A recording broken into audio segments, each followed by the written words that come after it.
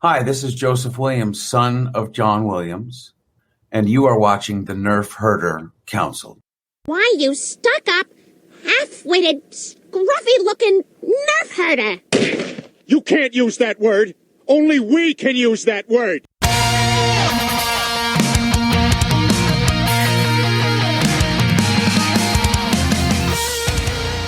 You're tuned in to the Nerf Herder Council, your source for Star Wars opinion, conversation, and debate. Featuring your hosts, JT. Stormtrooper armor deflects everything except Orback hooves. They're like a horse version of Thomas the Tank Engine. AJ. Yeah, Rebels is a lot like our show, where we think we have a good idea and then it just fails in execution.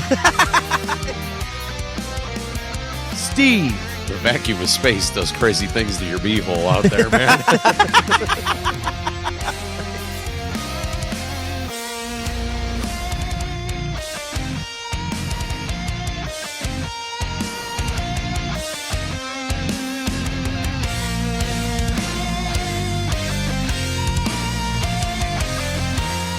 This is the Nerf Herder Council.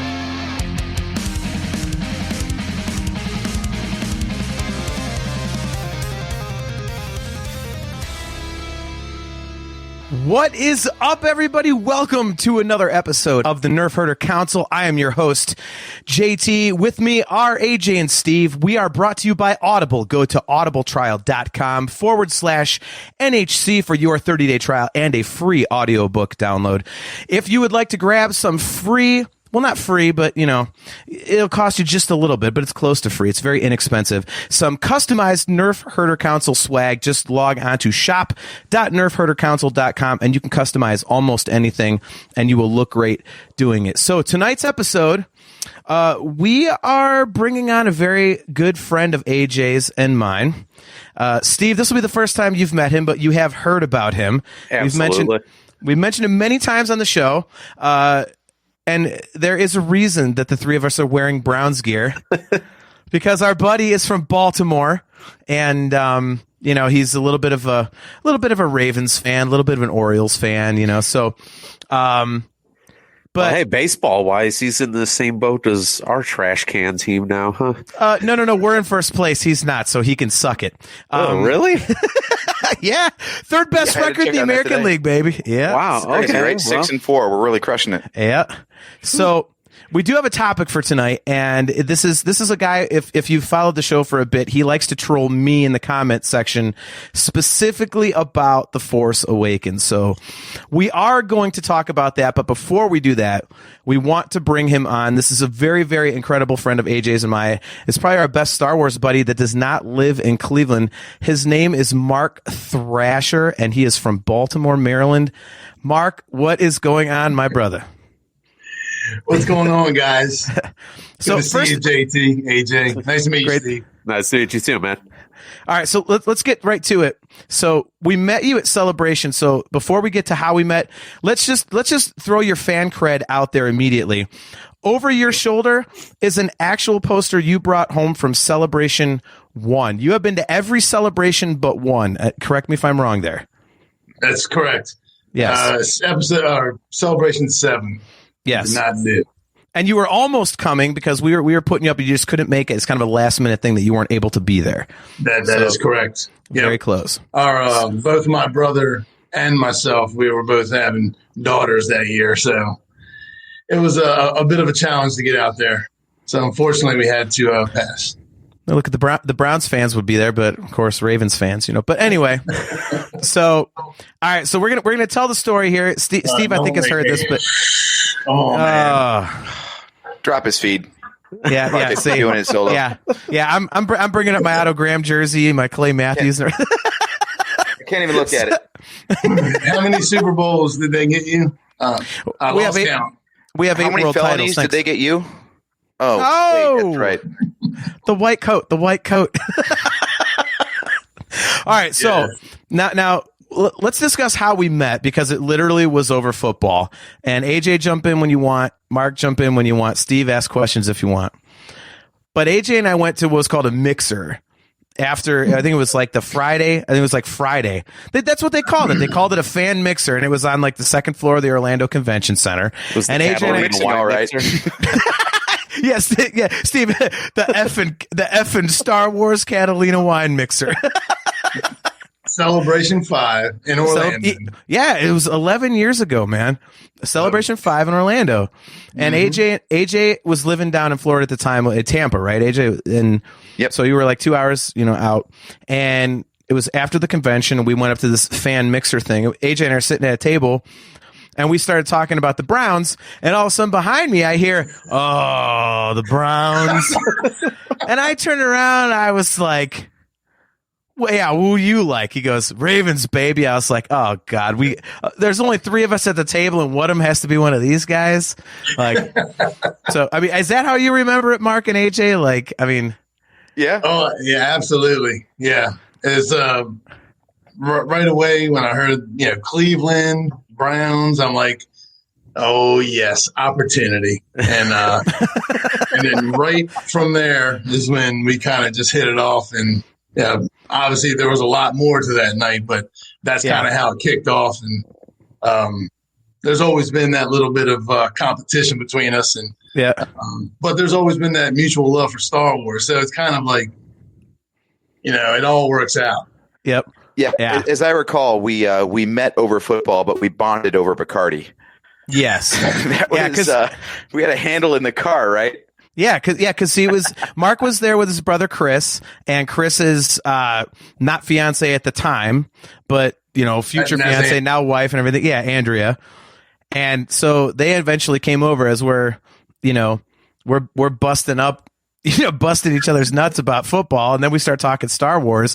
And AJ, had driven from Tampa, and this is the first one we've been to, so we didn't know to stay on site. So he had his car in the parking lot. We had bought like an actual handle of Bacardi, like the giant bottle, because we were like, we don't want to pay convention prices. Right. So we were talking, and the drinks were I think like $8 or $10 at this mixer thing. Yeah. And AJ and I finally like, hey, we got some Bacardi in the car. You guys want to? They're like, yeah. So we go outside, and it's like where most people do that to go like smoke a joint or something. Like ours is a bottle of Bacardi, right? Yeah. And so I mean, do you guys any of you guys want to guess how much was left at the end of that night, like before we left the convention center? I'm gonna guess 0. Yeah, you would. Yeah, you'd be correct. None. Yeah, 5 of us finished a handle in. It was like 15 or 20 minutes. Oh, it was bad. It was like we went out, I think, a total of 3 times, and we're just going. And man, we have. The cool thing is that we had already established that the sports and the love for Star Wars. Now we're out in the car. We don't really know each other that well. We're sharing this bottle of booze, and we're like, man. And I'm just looking around like, these could be my next best friends. And I was like, wow. And so, yeah, we were going, passing the bottle around, and it was wild. I couldn't believe it, Yeah. Yeah, he was just looking at the 2 of you guys thinking, man, if they just weren't Browns fans, I might actually like these guys. Exactly, Steve. I was like, how am I going to be friends with these guys from Cleveland? I mean, they probably already hate my guts along with Nell. Like, yeah, but they gave me the free booze, so we're going to work with this for the night. Never going to talk to these assholes again anyway. Yeah. Cheers, Mark. Here's up, mate. We were outnumbered, so But yeah, I mean, the long story short was, we hung out. The rest of that celebration, we met up and stuff, and then we exchanged numbers, and we literally have kept in touch ever since. Mm-hmm. And like we met up at all the other celebrations except for the one you couldn't make. Due to having your daughter and stuff like that. And I mean, it was seriously one of those weird things where you figure just like, yeah, you're getting drunk talking football, but it really has become like friends to the point where again. We're doing this tonight because you've been busting my ass about The Force Awakens, where you keep trolling me in the comments of other shows. So finally, I'm like, you know what? Let's get this guy on here. Like, enough is enough. So, I mean, we did. I mean, you even wanted to mention Chicago, like in 19, right? You wanted to. Hey, if you guys want to talk about Chicago, I don't know if you have enough time, but I'm more than willing to talk about it because that was a fantastic time.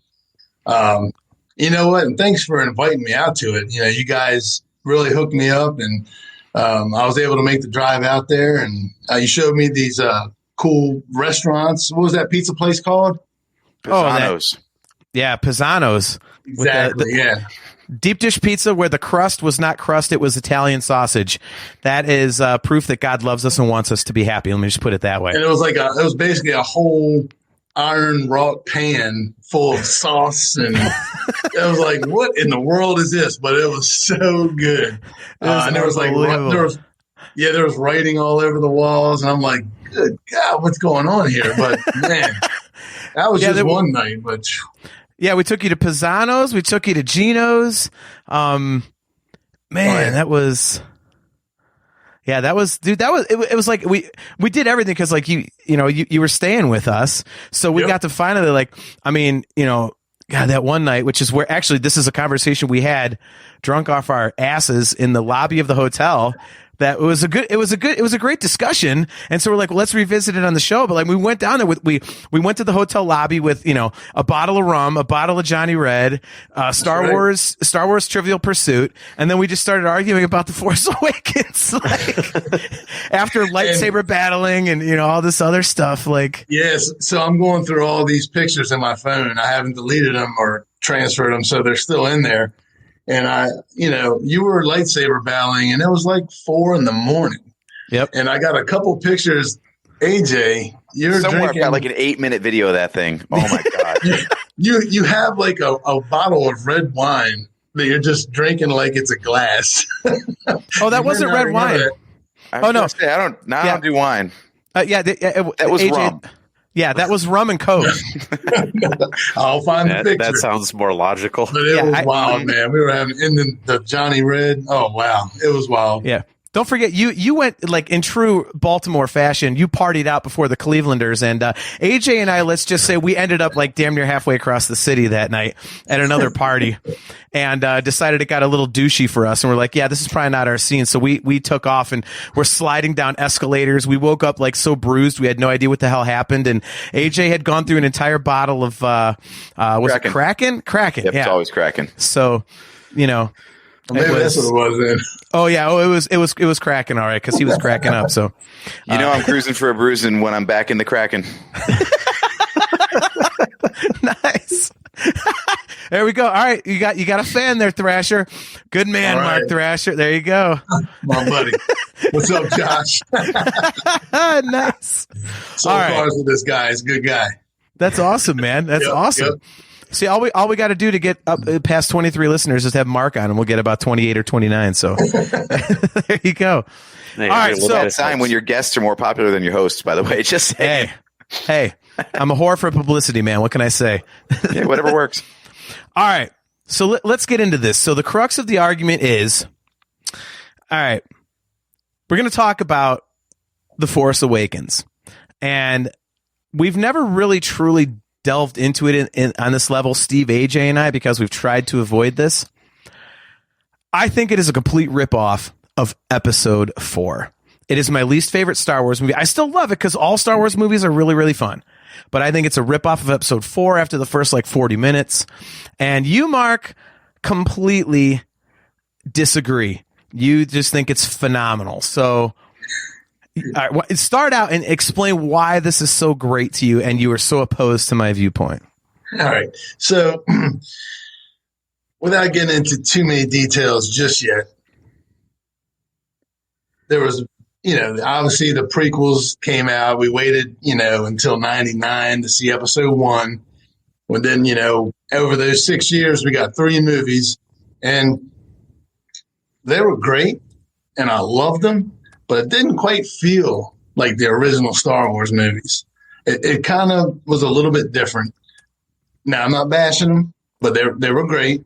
It was like a whole new experience. It was kind of like watching a different type of Star Wars, but it still had some of the main, characters, some of the main elements, lightsabers, the music, the sound, all that was great. But it just didn't have that same feel like Episode 4, 5, and 6. And when Episode 7 came out, Force Awakens, it actually felt to me, it felt like I was watching a Star Wars, an original Star Wars movie. there was a lot of the same characters in it, and maybe that's part of it. You know, you had Harrison Ford, Carrie Fisher before she passed. You know, Mark Hamill, a whole bunch of the rest of the cast were there. You had a lot of the same ships. I mean, we're seeing the Falcon again. It was really wild. And it just felt like a great movie. It felt good. It felt real. And that just may have been how I interpreted it. But the thing that got me is that when episode 8 came out, I did not feel that was, you know, in line with what episode 7 had done and left off, or where it had left off. And you had mentioned that you loved it and that you thought it was a great movie. So that's kind of where we got the back and forth action going, and, you know, how I became kind of opposed to your thoughts and sentiments on The Force Awakens. And then from there, it just kind of became fun. But if you want to get into detail, I mean, we can pick the movie apart, and I'm all in. well, that's why we're on a podcast, you know. It sounds like both of you guys are saying the exact same thing. It's just that one of you enjoys the fact that it did that, and one of you didn't. That's all. But you're saying the exact same words. Is that it felt like episode 4 because you say it's a ripoff of 4. So, you know, like it's the same words, different interpretation of it. That's all. Mm-hmm. Yeah, I think, I mean, I completely understand where you're coming from. Mm-hmm. Like, does it feel more like the original trilogy? Yeah, because it does have, you know, it's not all, you know, digital technology and the green screen stuff, which I love. I mean, that's, you know, what they were doing technologically at the time. So I have no problem with, you know, the prequels for that reason. So obviously it's going to look different and all that. And that I agree with. The problem that I have with it is that, you know, on a very visceral level, as the movie progressed, I was like, okay, you know, pretty much like after the Falcon comes back and all this stuff, you know, and kind of like the whole Maz's castle thing, like it basically, I started being like, okay, I've seen that. Well, that looks familiar. Okay, this is familiar. This is familiar. And I was just like where's like the original? Okay, sorry, my cat is like deciding to. Hey, Bubba, get out of here, Bubba, go. Bubba, get. Bubba disagrees with me too, so right. Typical Browns fan. Hey, dude. Well, hey, he's an orange and white tabby, so technically he may be a Bengal fan for all we know. That's why he's trying to interrupt us. But yeah, every now and then I gotta put something up. Okay. I give you credit for the Orioles stuff, man. Like that. I mean, they're pretty terrible. Look at this. Look, Joseph Friend's trying to get in on the troll by space whales. Like, you're going to get banned, Joe, even though you're the one that helped fix my computer problems. I'm going to ban you if you keep doing that to me. So, space whales. Oh God, I hate it. Hey, going back to the sports thing real quick, man. It takes real skill to only win 19 baseball games a year. So, see, this is the troll episode. But yeah, so it's like I think this is where the rubber meets the road. Yeah, exactly. Yeah, it was like, I mean, it is literally, you know, I've said this before, the only Star Wars movie that I left and I was like, yeah, that was cool.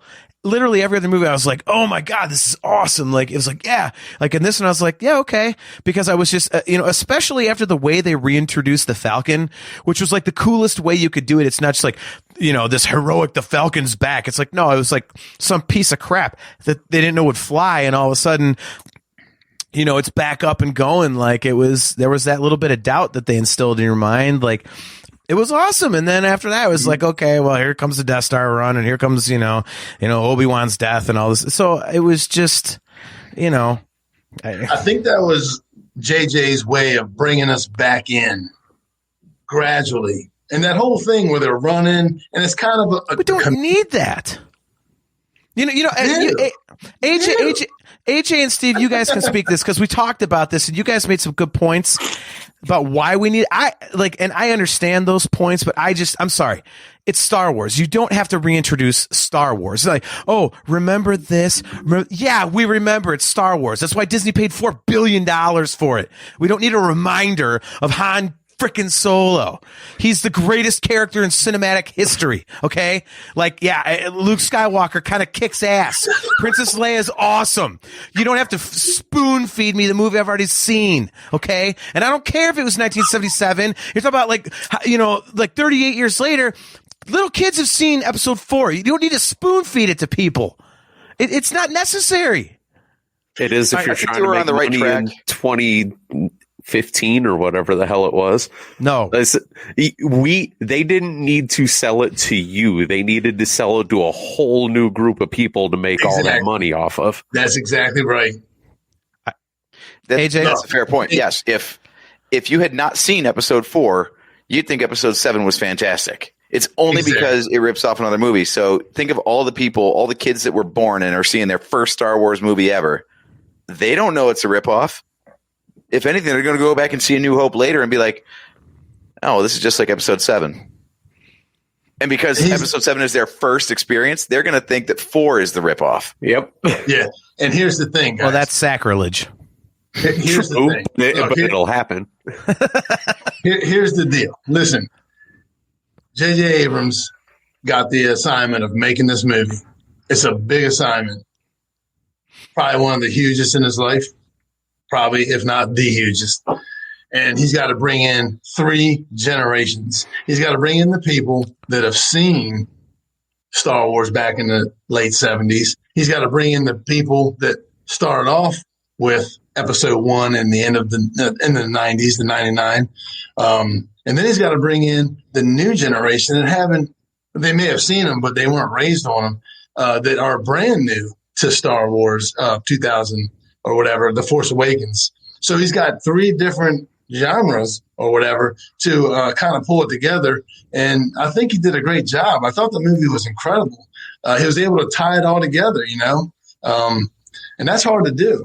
I mean, you can blast him for this and that, but the truth is it's a great movie, much better than the next one. But it is a great movie. Don't even get me started on that.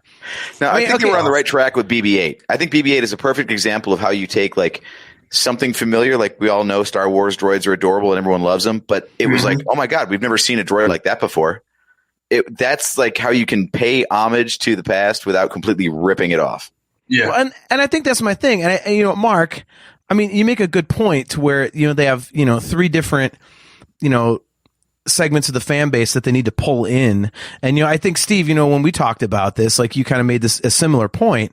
I mean, yeah, they have to bring in like 3 segments of the fan base, but it's like, for those of us that are familiar with episode 4, I mean, I think you can do that without being like, hey, remember this thing you've already seen? Like, it was just lazy. I mean, I do agree with that, but at the end of the day, they don't care about us. It's literally to make the money off the new people, because they knew they had ours in their pocket already just for saying, hey, look, there's new Star Wars coming out this year. So they didn't really give a crap. But for all the people that were questioning it because they don't know anything about Star Wars yet, maybe you have to ease them into the shallow end of the pool a little bit first. All right, so we have a comment here from Joseph Wren. Yes, they spoon-fed you the first film. What did you want? Episode 1.5? All right, Joe, you're going to have to explain that in the comments, because if this is going to be another one of those, it actually ripped off Phantom Menace more than A New Hope arguments, I may send you the link and bring you on live right now to argue that point, because I think that's crap. So I've always thought that argument is crap, and I think he's talking more about how episode 1 was like such a departure from the last movie, Return of the Jedi, that they couldn't do it again. They couldn't like go in a completely new direction for episode 7, because episode 1 was like hated for being so different from the others. Yeah. Like episode 1, episode 1, really, in my opinion, the only anchor was Palpatine. And he wasn't even Palpatine. It was Chancellor or whatever. It was Senator. And, so that was kind of the anchor, the glue that kind of stuck us, and pulled us in. And yeah, everything about episode 1 I loved. Don't get me wrong, guys. But it was a whole new world. George Lucas was showing us something very new and very different. But the only thing that really tied us together were like the lightsabers and the Senator, Palpatine. And, with this one, with episode 7, like there was everything. Original characters, the fight in the snow and the trees, the Falcon, the feeling like you're in the Death Star run again, like all that stuff that you mentioned, JT. It just felt like a good movie. I mean, it just felt not only a good movie, but it really felt like it was related to Star Wars and like something from back in the 70s, early 80s. It had that feel to it. And also, let's not gloss over the fact that JT hates it because of what happened to Han. Look, man, to your point, Steve, I had a hard time with that. I really did. And, what they did in the last movie, it really kind of helped me out, bringing him back. In fact, when I heard his voice, I was like, yes, thank you. But it was like, I couldn't believe it. I was like, nah, seriously? That's how it's going to, Ben's going to do that? Nah. But, yeah, so that's kind of how it happened. And, but yeah. So Guy Allen is on your side. He says, it was tugging at the nostalgia of the hardcore fans while reeling in all the new fans. Thrasher hit the nail on the head. Now, I'm liking this Guy Allen. No pun intended. Okay. But here's the thing.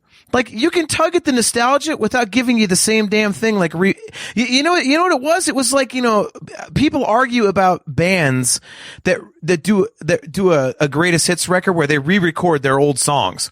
They're like, well, I've already heard. Well, like, wow, just the same songs. Like, that's what this is. It's a re-recorded greatest hits thing, and it's like, well, why don't you just give me like a new record that kicks ass?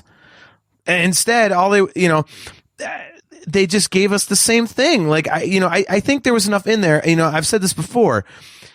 When you announce that Han, Leia, and Luke are going to be in there, and then you've got Chewbacca in the trailer and stuff like that, and brief shots of the droids, whatever. Anybody who's familiar with Star Wars at all knows that, okay, this is Star Wars. Like, there's going to be that old school stuff in there. So you don't have to rehash that story. You can have them in there in a fresh story. Just having them there is enough nostalgia. Seriously, that's my whole thing about it. Like, I if don't Star Killer Base was a cube, I don't think so many people would have so many issues with it. Mark, seriously though, if it wasn't, if they didn't do that scene where they compared it to the Death Star, I really don't think too many people would have. People are stupid. Let's just be honest. The grand scope of things, large groups of people are dumb.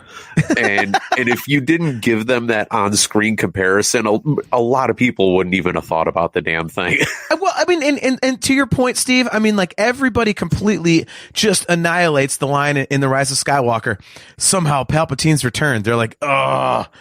And yet those same fans, when they go, no, it's not the Death Star, this is bigger, they're like, yay! Like, that's even worse. Like, no, right? it's a bigger ball. Like what? That's even worse. Like, come on. That's basically what the Empire / First Order has always done. The Death Star didn't work. Let's make a bigger one. Oh crap! They blew that one up too.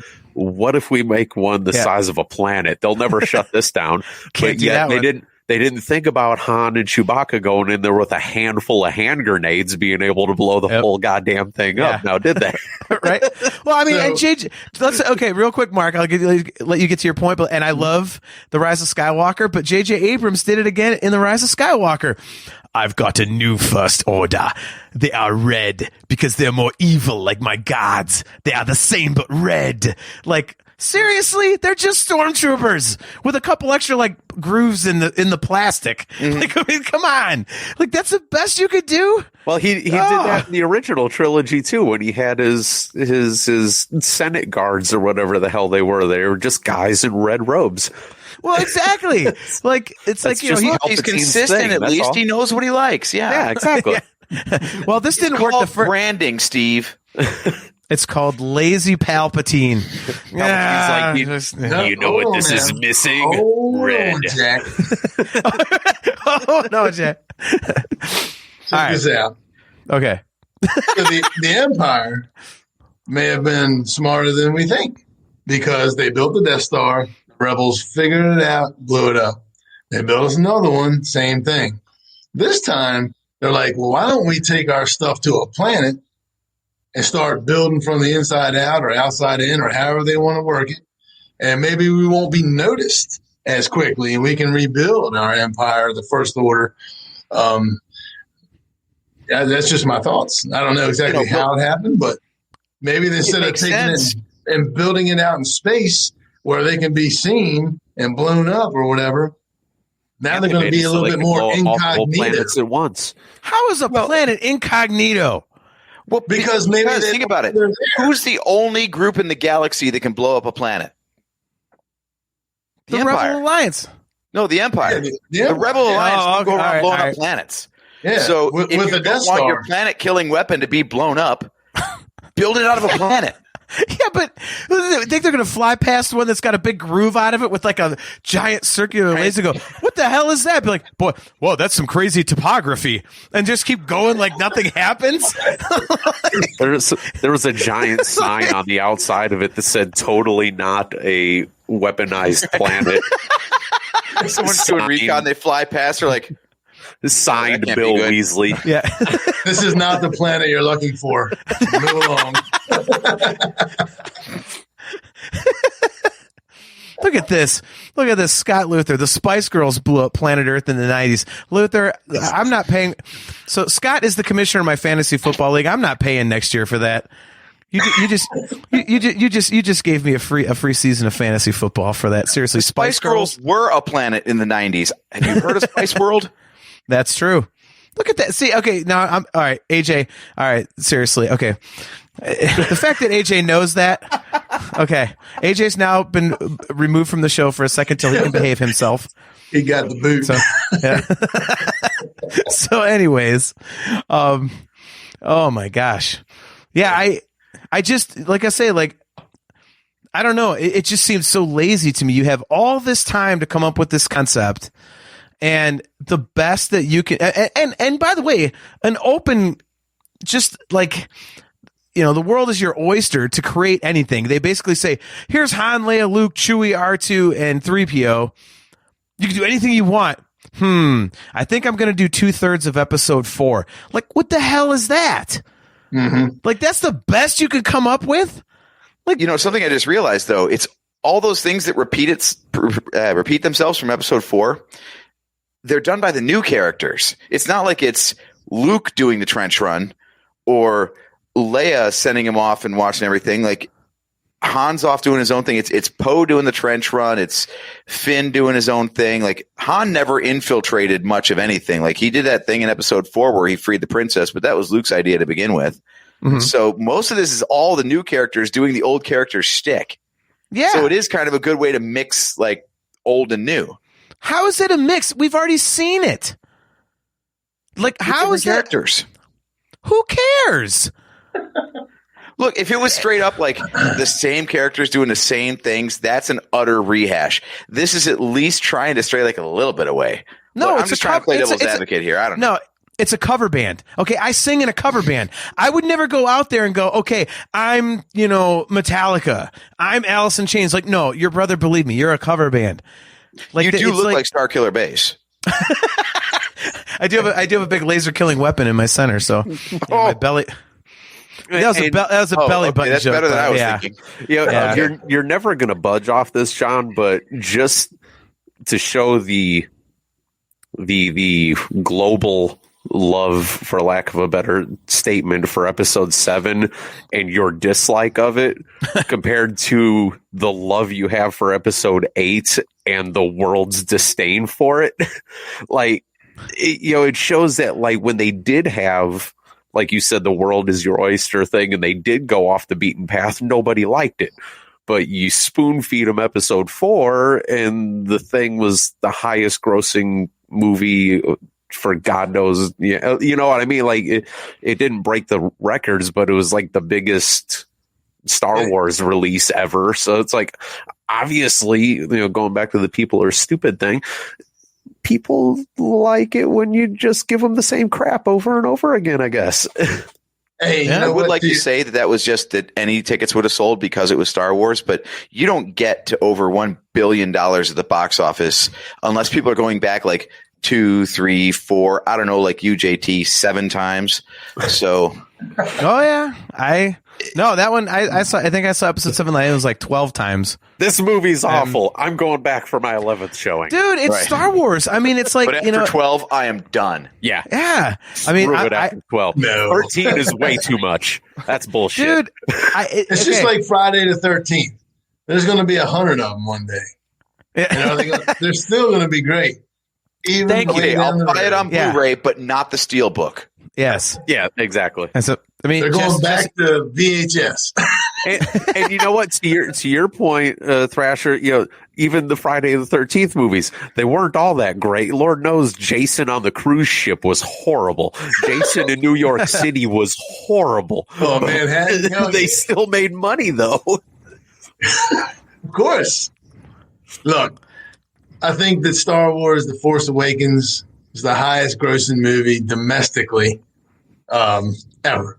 I think it has the record. It was at like 900 and some million.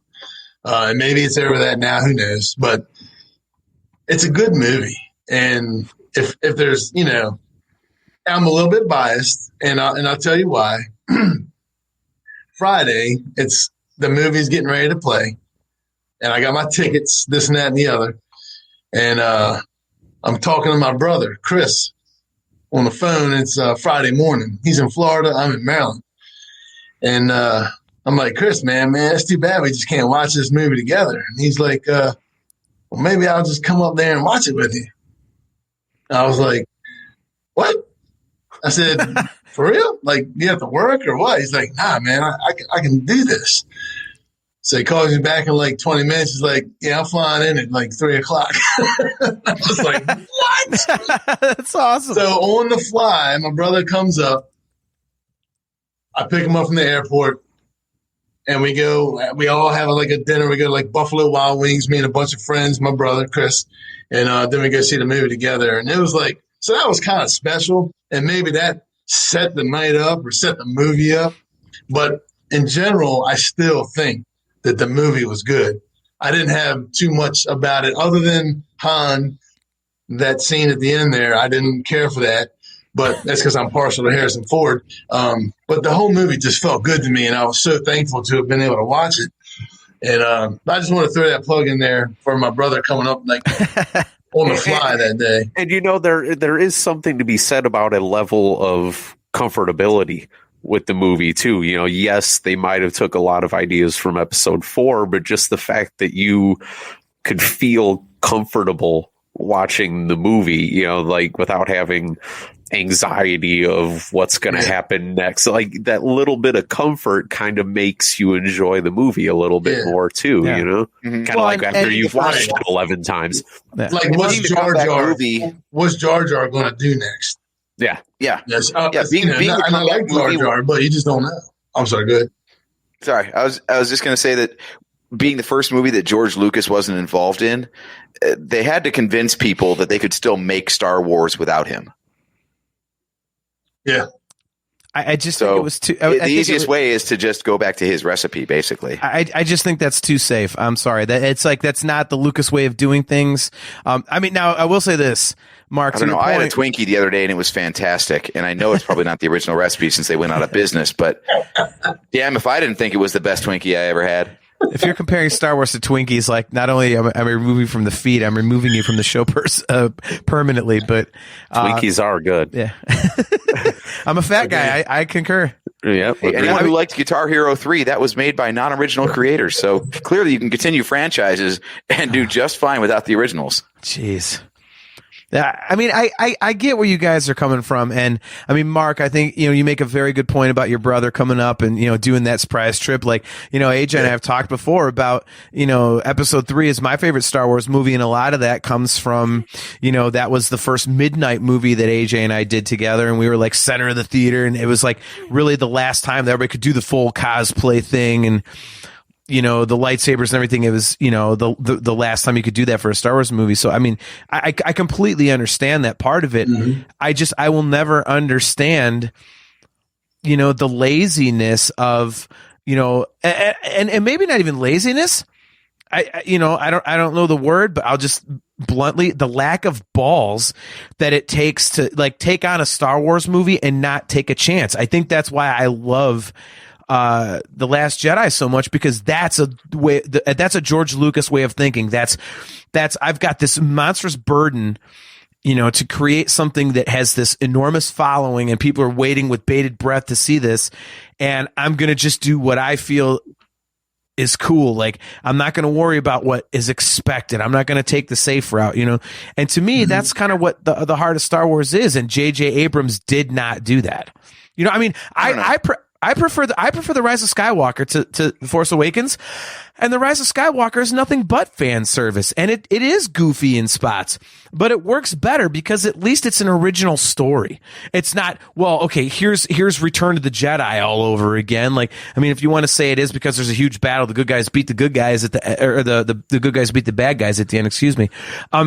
Okay, but the rest of it was at least an original story. And I think I think that's an example of how you could do it. Like, you know, bring back all the familiar stuff, as you guys said, but wrap it in an original story. And they didn't do it. It's like, and I'm sorry, Star Wars is such a world famous property. It's the most famous movie franchise in history. You don't have to reintroduce it, air quotes. I mean, it doesn't need done. It was unnecessary. I'm gonna let me ask you. Good. Oh, sorry, you got a question. Go for it, Mark. No, I'm just gonna say I'm gonna put your mind and your heart at ease. I know you've been battling with this, and I'm gonna set it to you straight. When J.J. Abrams brings in Harrison Ford, Carrie Fisher, Mark Hamill, all these original cast members, and they're going to talk about making a Star Wars movie, I don't necessarily know that he's going to go and say, hey, we're going to do this totally new thing that's off the hook and get them to buy into it. He probably needed them to sign off, so to speak, on doing these roles, like the original Princess Leia, the original Han Solo, the original Luke Skywalker. How are they going to mend all that into this new movie, past or post prequels, and get them to sign on and do this? So I'm sure they had to all agree on a script. I don't know how that works, but collectively, this is the movie they came up with, and JJ shot it. But I don't think that if he went off on his own with that original cast, that it would have been as good. It wouldn't have probably felt like the original Han. It wouldn't have felt like the original Luke. It wouldn't have felt like the original Princess Leia. You know, R2 and 3PO. There's different things I think that they needed to bring it in. I think they did a good job. Now, maybe you wanted to see something new, but that's what 1, 2, and 3 are for. You can watch that all the time. But what you're saying is that those characters can't exist outside of the original trilogy, and that those characters are only popular because of the storyline of the original trilogy, and I completely disagree. I mean, that's why they have a solo movie. You know, Han Solo is such a popular character, they could make a standalone movie that, you know, which is quote unquote a tank at the box office. But now it's like, it's legendary among the fan base to where they're thinking about doing an entire series based off of the thing because it's so popular. Yeah, but it's not Harrison Ford. When you have doesn't matter. It's the character. It does matter. When you have totally that caliber, when you have that caliber of actor and actresses in the room agreeing on a script and what you're going to do with a movie, you might, and I'm guessing. I mean, I wasn't in there. I'm just saying that maybe they had to agree on a plot that was similar to episode 4. I'm just saying it's plausible.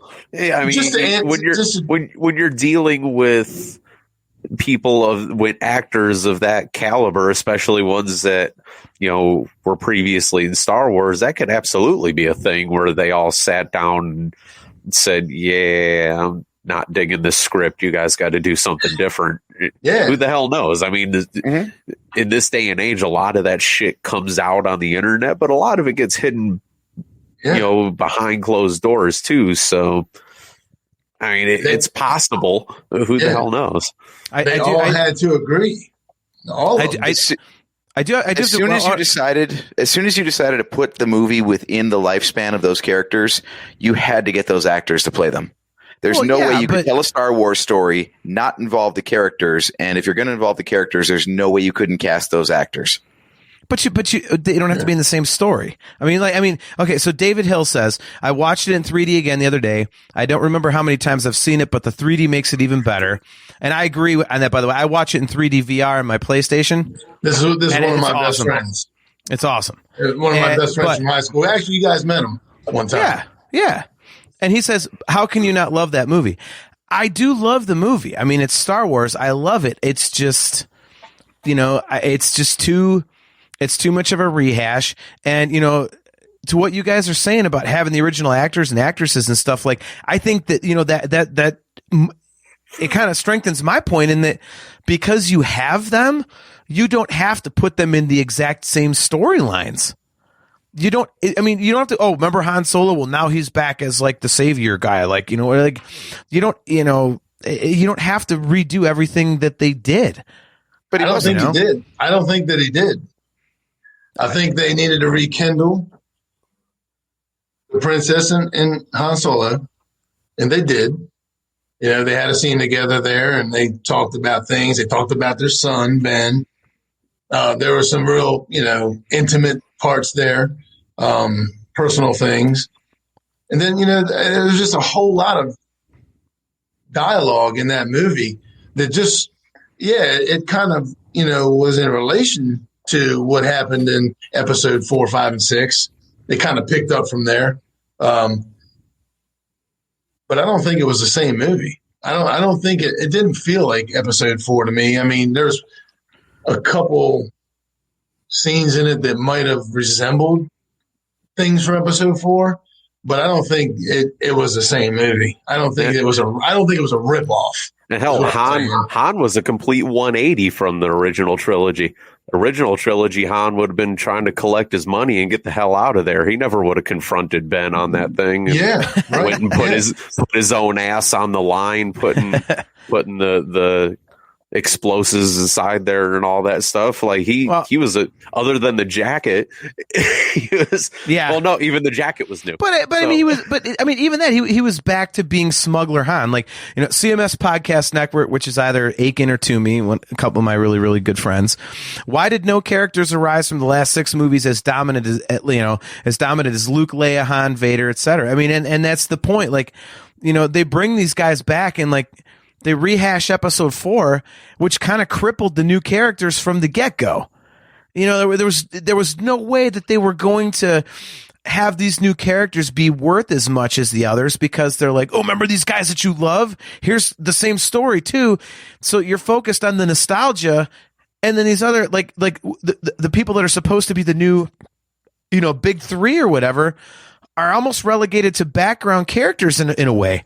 Because you're so focused. If you didn't put original trilogy characters in it, we'd be sitting here 5 years later having a discussion how stupid it was not to have any of those characters in the movie. Well, because that's Star Wars fandom as a whole, is you're going to take whatever they give you and you're going to bitch about what they didn't give you. So if they did not give you Leia, Luke, and Han, we would all been sitting here going, why the hell didn't they put those guys in it? And they never said that they died, or where are they? You can't just have these movies without the original cast in it.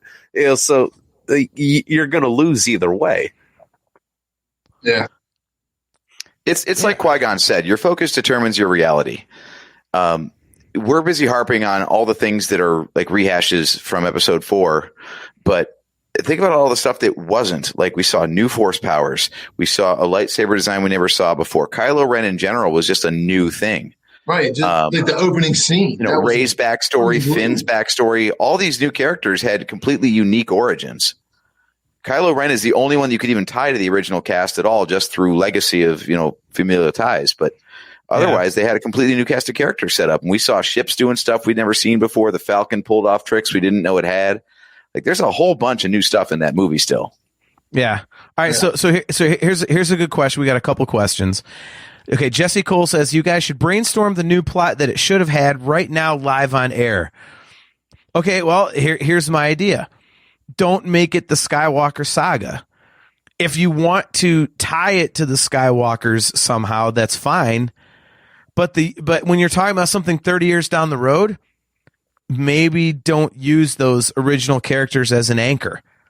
Have them in there as a bridge and then have it go off into some other thing. You could have it be, a new galactic conflict, but when you tie it to the Skywalker saga, and it has to be like Skywalker centric, that was the whole thing. Like, first of all, they didn't have a cohesive story written before and then split it into 3 parts.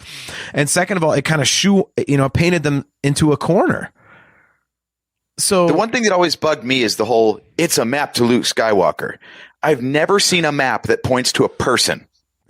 Like, if they want to say that there's some big, like, MacGuffin that they're chasing through the whole thing and they happen to come across Luke's path, like they did in episode 9, where like Luke was looking for something. This is the last place he went looking for it. Let's pick up the trail. Okay, now you're looking for a thing that Luke Skywalker happens to be involved with. But to say like the galaxy's going to shit, we need Luke Skywalker. No one else can fix it. Come on. Well, and how about the fact that like with R2, at least they had like a CD drive or some kind of thing that slides nicely into R2. Freaking BB-8 is just like a drawer. Like every time he rolled around, I'm picturing that thing clattering around in there, like making noise. Like, what the hell is that noise? You just hear us clicking and clanking because, it was like, what is that? Like, I will say though, like the fact that they had like 98% of the map and that little chunk was missing and they couldn't figure out where the hell he was at. I like to think you could take 98% of the map and at least get a general idea of where to go. But you get that last 2% and they're like, oh shit, there he is. I actually There's a nationwide manhunt for a fugitive. We've got 49 states on the map. Do you think we can canvass that last one without it? Yeah. They canvassed the whole area except for the island of Ashto. And they went, but that's not on the map, so let's just skip that and go past it. Yeah. while Luke is hiding behind like a giant tea leaf or something on the island, so they can't see him. See, I always pictured that too. Like the part they don't have, like the part they do have, gets them all the way to Achto, and you see a ship just floating there on this planet that's nothing but water. There's one island, and then they've got the other part, and there's this blank spot, and they're looking like, well, crap, like now where do we go? Like, and they're basically staring at the island like, damn, like I wonder where the end of this is. The exact sign that was on Starkiller Base said this is totally not a weaponry like planet. There was just a sign on Achto that said Luke is totally not on this island. Right. And the rest of the rebels were like, he might be. No, he's definitely not there. Why would they put that sign there? Yeah. All right, let's keep going. Let's keep going. Check the next island. But now, C-3PO wrecked the whole movie anyway. He was the one where, like, wasn't he the one that BB-8 was like, well, what about R2? Maybe R2's got the map. And C-3PO was like, no, stupid. He's like, been in R2 power never down fired mode. up. See, that's another thing. Like, he's been in power R2D2 down mode. shafted. Oh God, did he get the shaft?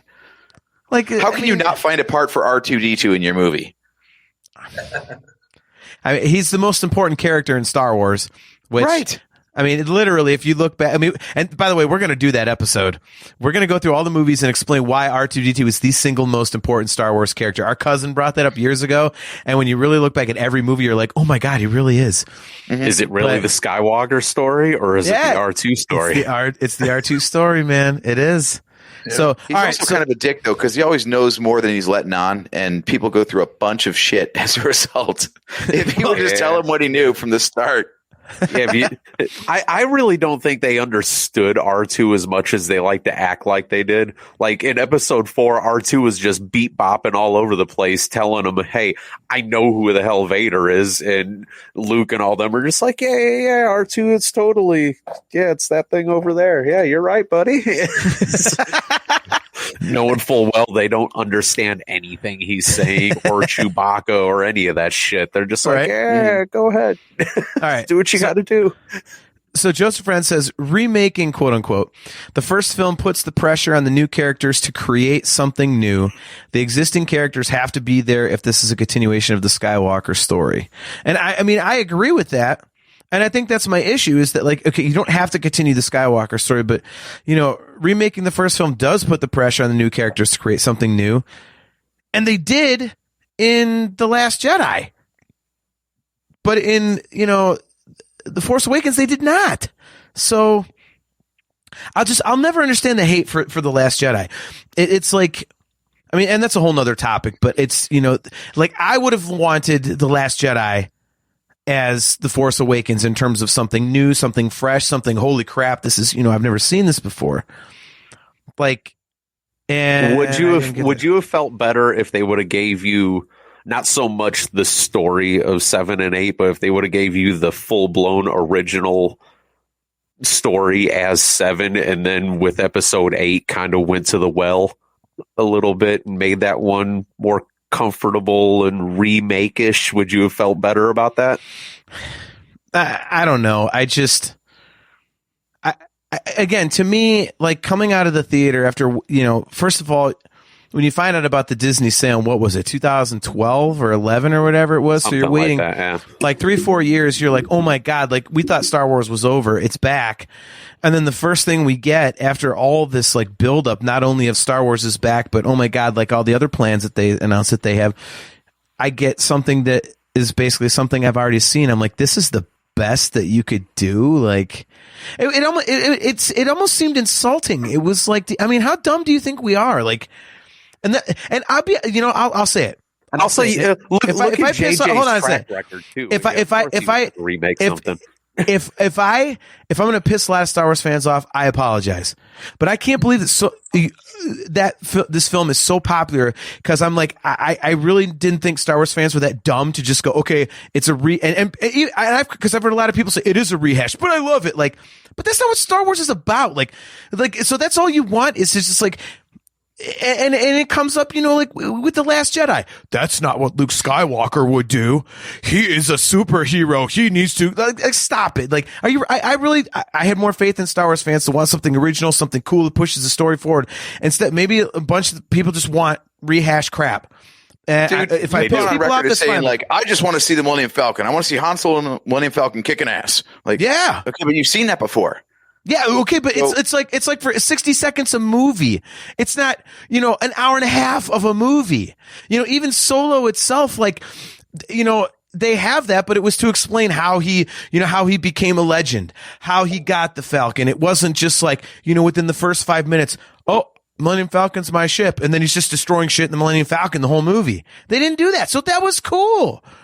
That was cool. It wasn't like, you know, well, here, we're going to do a whole movie about, you know, how he's flying around in the asteroid field with Leia and stuff like that. And then, you know, he lands on an asteroid, but it's not an asteroid. It's actually a small moon, but wink, wink, it's not the same. Like, no, it's, I don't know. In short answer, John, John. Yes, that's exactly what the hell Star Wars fans want. Just go on the internet and scour Facebook message boards and Twitter. That's exactly what Star Wars fans want nowadays. It's exactly it. That's why they hate. That's why they hated Solo. That's why they hate Episode 8. They want the same crap over and over and over again. They complain about Episode 8. Where's our lightsaber battle? But then you get 1 and 9, and they bitch about it. You get a rehashed movie of 4 or 7. You know, broad whatever. You know. They love it, but they hate the original idea of anything. And that's why going to Episode 9, they went to the well again and started doing fan service the whole front and back of the movie. Yeah. You know, like it's exactly what Star Wars fans want. That's kind of the problem. I apologize for pissing on fellow fans. I know that's a dick move. So no, it's not when it's true. Down. Yeah, you don't have to apologize for truth. I mean, just look at Disney Plus now. Like, people love The Mandalorian because it's during the time frame of 4, 5, and 6. Is as long as you do something that's around the original trilogy time frame, the whole Star Wars fandom is going to love it automatically. Yeah. But if you try to give them a new idea, it's all right. Look, real quick.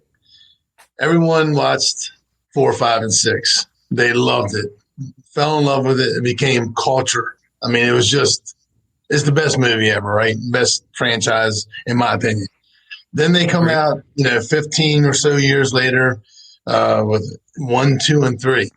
It's still Star Wars, has the same sound. A lot of the stuff still feels the same. It's the lightsaber battles. It's new characters or new actors, but it's still the Skywalker saga. It's when he was a boy and what happens to him growing up. Mm-hmm. So now you jump past episode 6. You're doing the last 3 movies. And the original cast has decided they're going to jump in on this. And they're all older now, whatever, Harrison Ford, what I'm talking about. So with those 6 movies already made, and it's all about Skywalker, they got to make these last 3 still have relevance to Skywalker. And, of course, Palpatine, because he's a big part of this whole thing now. But I think that's what they did. Last Jedi confused me a little bit. I'm just being honest. Maybe we can do that on another show. But I think they did great with episode 7 because they went out on their own with 1, 2, and 3, even though it was still tied with Skywalker, the saga.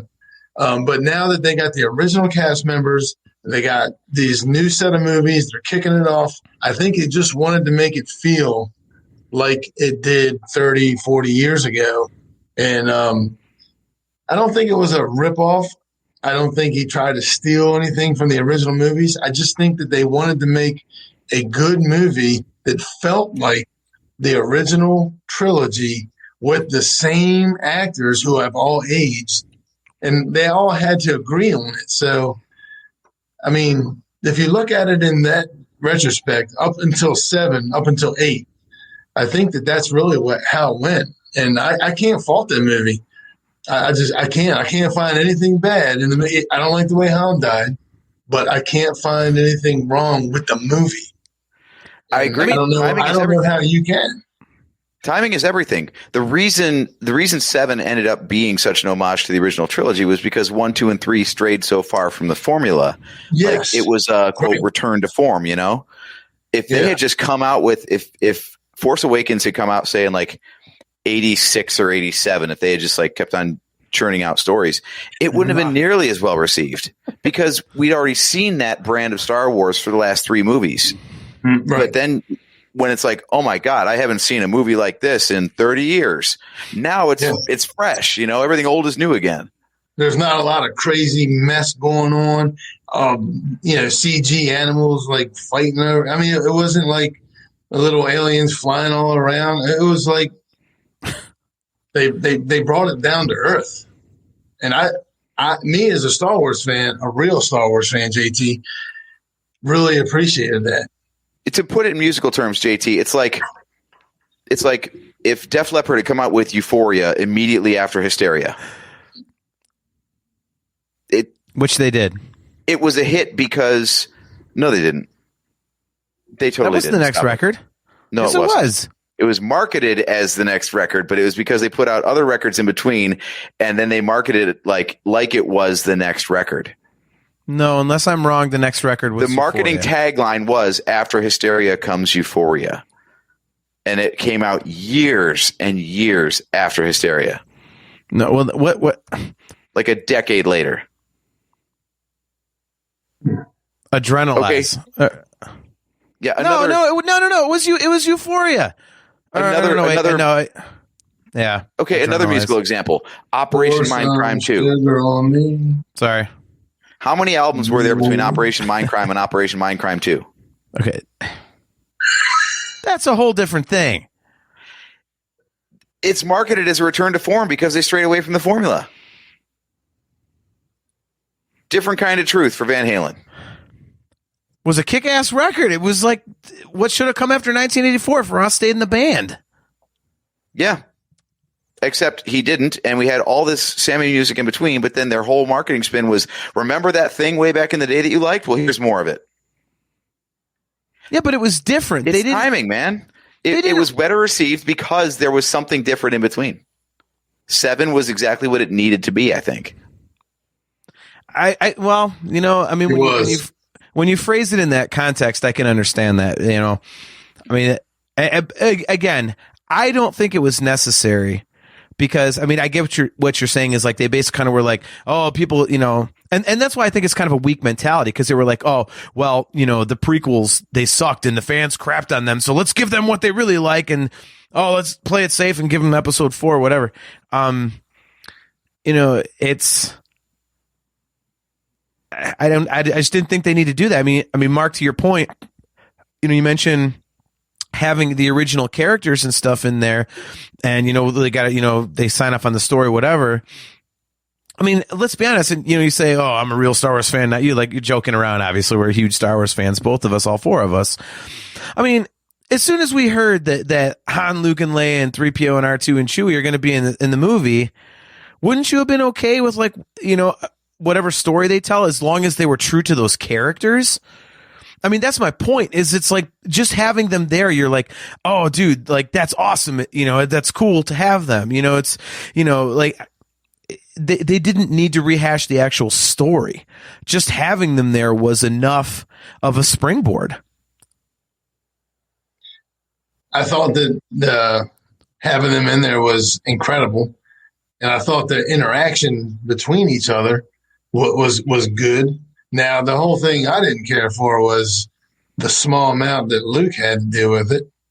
I thought that he should have had more, of a role in that movie. But I thought that was cool.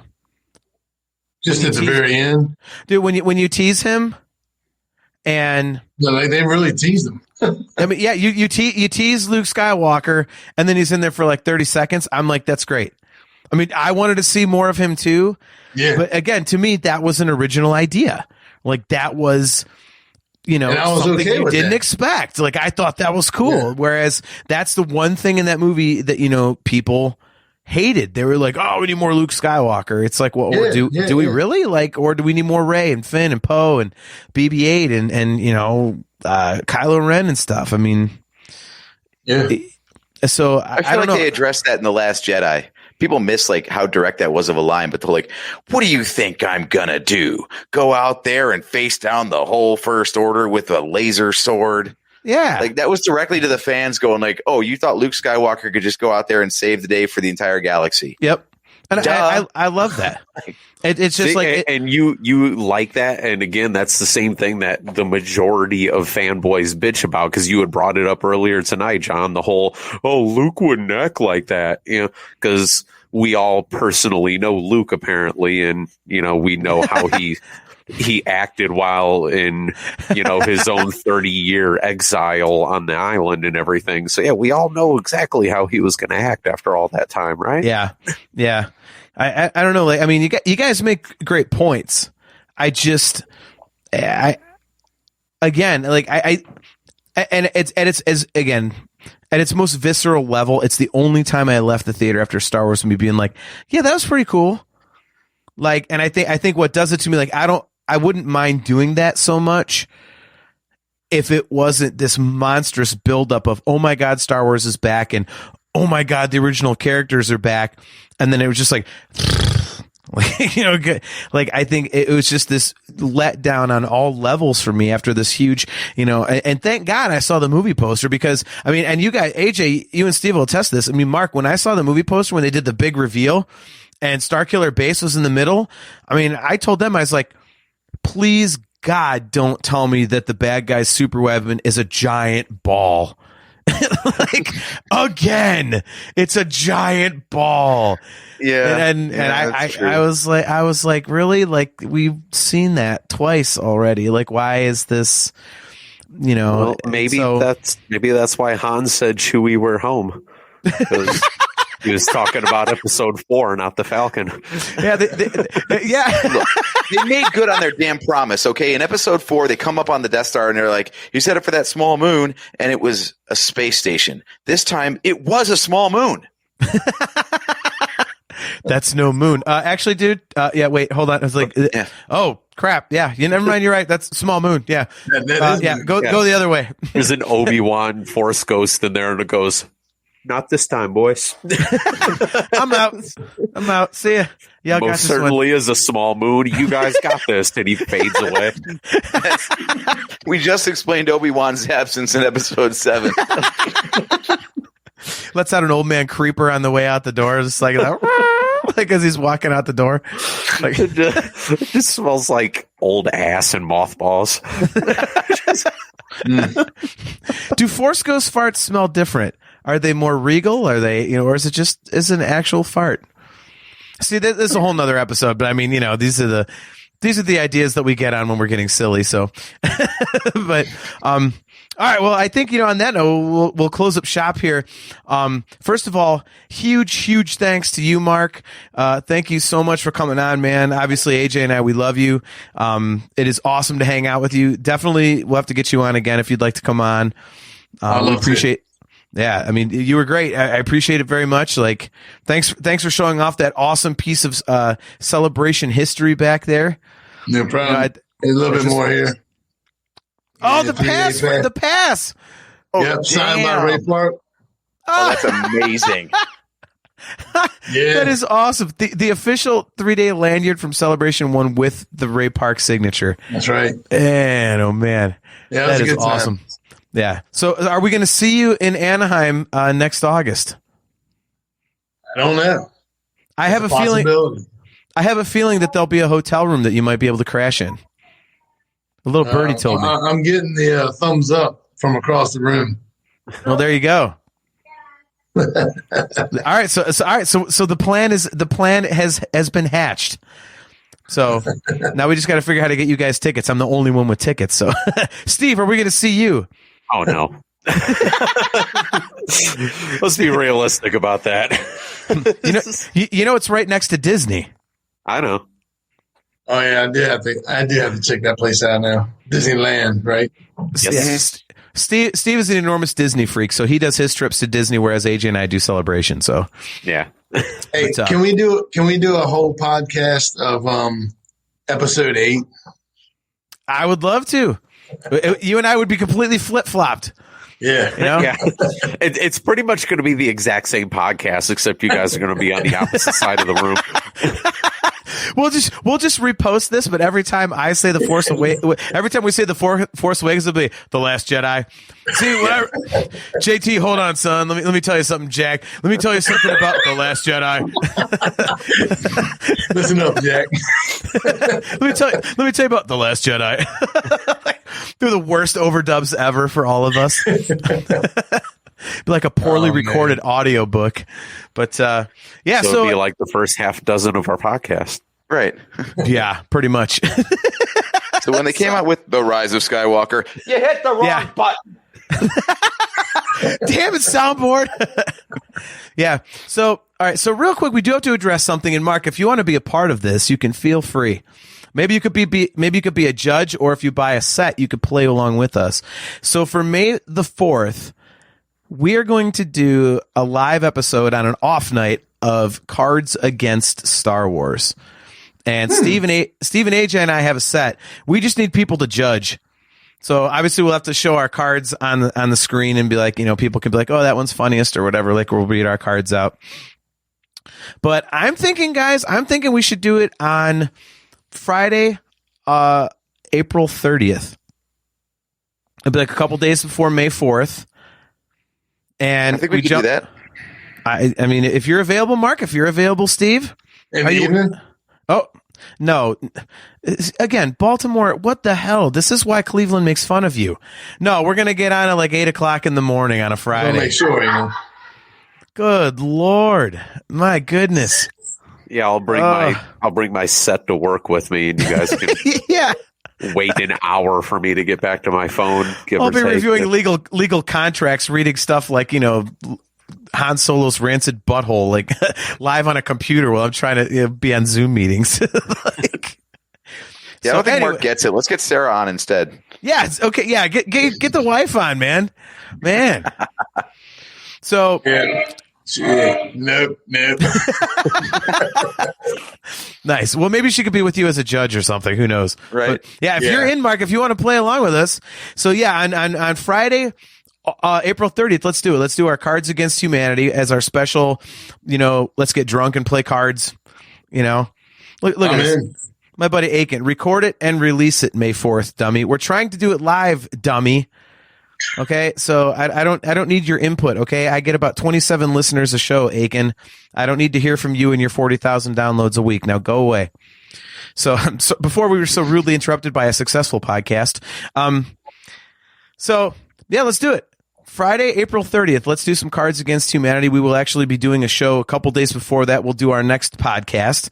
What we will be talking about, we are not sure, but we will figure that out. So we'll get some more promo and details out. But for those of you guys checking out the show, we'll see you on April 30th. Let's drink some beer. Let's sip some bourbon and talk some gross Star Wars stuff. And hopefully YouTube doesn't shut us down. So... Well, it's not like we get anything from YouTube, so I know. So, all right. Well, again, Mark, thank you very much for coming on. We love you, man. We appreciate you. My pleasure. Thank all of you for tuning in to another episode of the Nerf Herder Council. You can find us, the audio version, on pretty much anywhere you find your podcasts. Google Podcasts, Apple Podcasts, Spotify, all those good places. Just Google us. You'll find us. Download us if you'd like to listen in your car or on your headphones. Don't forget, we are brought to you by Audible. Go to audibletrial.com/NHC for a 30-day trial and a free audiobook download. You can get your own customizable Nerf Herder Council swag at shop.nerfherdercouncil.com, and go and check out the Twitter at NHC Podcast. The website is nerfherdercouncil.com, or just hit us up on Facebook or at nerfherdercouncil@gmail.com. So I am your host, JT at Dog Pound Jedi. He is AJ at Drake Adams 579. He is Steve at Nerf Herder Steve.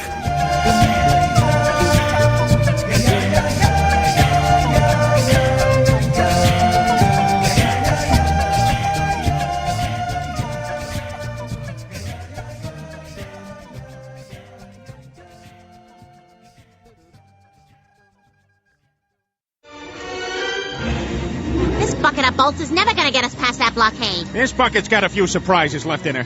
Plus, me and Chewie are on it. Ain't that right, Chewie? Hell yeah, you my Nerf herder. You my Nerf herder.